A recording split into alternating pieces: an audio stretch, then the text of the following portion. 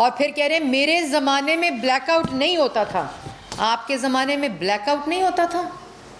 आपके ज़माने में ब्लैकआउट नहीं, सहाफ़ियों की पसलियाँ तोड़ी जाती थी, सहाफ़ियों को गोलियाँ मारी जाती थीं, सहाफ़ियों को अगवा किया गया, सहाफ़ियों के प्रोग्राम्स बंद कराए गए, चैनल्स की बंदिश कराई गई, सहाफ़ियों को जेलों में डाला गया, सहाफ़ियों के ऊपर नैब के केसेस बनाए गए। और आज कह रहे हैं कि मेरे ज़माने में ये नहीं होता था। एक तो मीडिया की सेंसरशिप, जो मीडिया रेगुलेटरी अथॉरिटी थी, वो किसके ज़माने में आ रही थी इमरान खान साहब? वो आपके ज़माने में आ रही थी कि जिसको जो कंट्रोल ना हुआ, जिसकी आर्म ट्विस्टिंग ना हुई, जिसकी धमकी से कोई चीज़ ना चली, मीडिया ने आपकी ये हुक्म मानने से इनकार किया, आपकी गुंडागर्दी से इनकार किया, आपकी बदमाशी से इनकार किया, मीडिया वर्कर्स को बेरोज़गार किया गया, मीडिया हाउसेस के को माशी तौर पर कंट्रोल किया गया और उन्होंने ले ऑफ किया लोगों को। वो सहाफ़ी जिनके घर में आज रोटी नहीं है, वो आपके ज़माने में हुआ। वो सहाफ़ी जिनको पे तशद्दुद हुआ, गुंडागर्दी हुई, वो आपके ज़माने में हुई। वो सहाफ़ी जिनके प्रोग्राम्स बंद किए गए, वो आपके ज़माने में हुए। अगर इस मुल्क में पाकिस्तान की आवाम से रोटी छीनी गई, चीनी छीनी गई, आटा छीना गया, महंगी बिजली गैस ली गई, तो वो आपके ज़माने में हुआ। अगर मुल्क की 75 साला तारीख़ में किसी ने कश्मीर की तरफ आंख उठाकर मोदी ने देखा, तो कश्मीर फरोशी आपके ज़माने में हुई। अगर मुल्क के अंदर आज मईशत तबाह है, अगर मईशत को ग़ुलाम बनाया गया, तो वो आपके ज़माने में हुआ। इसलिए ये लेक्चर ना दें कि आपके ज़माने में क्या होता था। पाकिस्तान की आवाम 2 हफ्ते पहले की बात भूली नहीं है, अभी सिर्फ 2 हफ्ते हुए हैं और आपकी गलाजत और आपका गंद साफ कर रहे हैं हम लोग। और उसके बाद ये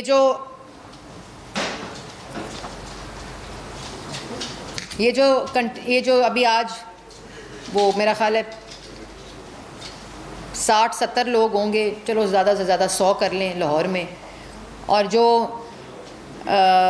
बातें कर रहे हैं अभी खड़े होकर कि मेरे ज़माने में सहाफ़त कितनी आज़ाद थी, तो वो सहाफ़ी मेरे सामने भी बैठे हैं, मीडिया हाउसेस भी चल रहे हैं, और जो बात करते हैं मेरा ब्लैकआउट हो रहा है, वो ब्लैकआउट हो रहा आपका पाकिस्तान की आवाम कर रही है, पाकिस्तान की सियासत से, जिनको आपने बेरोज़गार किया है। मीडिया पे आपका ब्लैकआउट नहीं हो रहा, क्योंकि मीडिया आजकल जो हुकूमत है, ना वो इजहार राय पर पाबंदी पे बिलीव करती है, ना वो सेंसरशिप पे बिलीव करती है। और आज जब स्टैंडिंग कमेटी सेनेट का इजलास हो रहा था, तो उसमें भी ये बात उठाई गई, और उसमें फैसल जावेद साहब ने जब पेमरा से सवाल किया, क्योंकि वजारत जो इतलात है वो हमारे ज़माने में जब भी होती है पेमरा आज़ाद होता है, इस तरह पेमरा जकड़ा नहीं होता जिस तरह आपके ज़माने में था।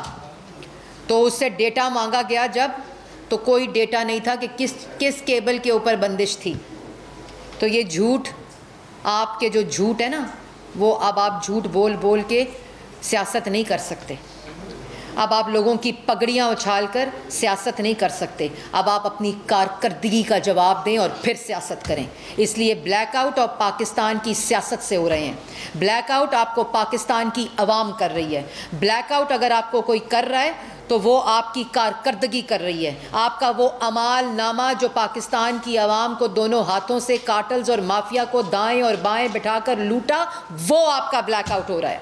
इसलिए पाकिस्तान की आवाम ये जानती है कि इलेक्शन क्यों कराओ, क्योंकि अभी तो 2 हफ्ते की कारकर्दगी, और इंशाअल्लाह इस काबीना की, इस हुकूमत की, तमाम कोएलिशन पार्टनर्स की तरजीह सिर्फ एक है कि पाकिस्तान की आवाम को रिलीफ दिया जाए।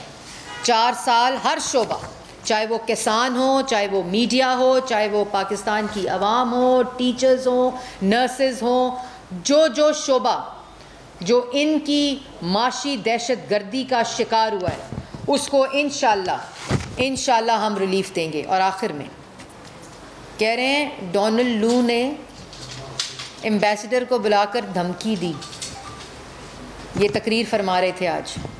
वो कागज़ इसलिए लहराया जा रहा है क्योंकि वो कागज़ जो लहराया जा रहा है ना साजिश का, वो इसलिए लहराया जा रहा है कि कारकर्दगी का सफ़ा खाली है, उसके ऊपर एक लाइन भी नहीं है। 1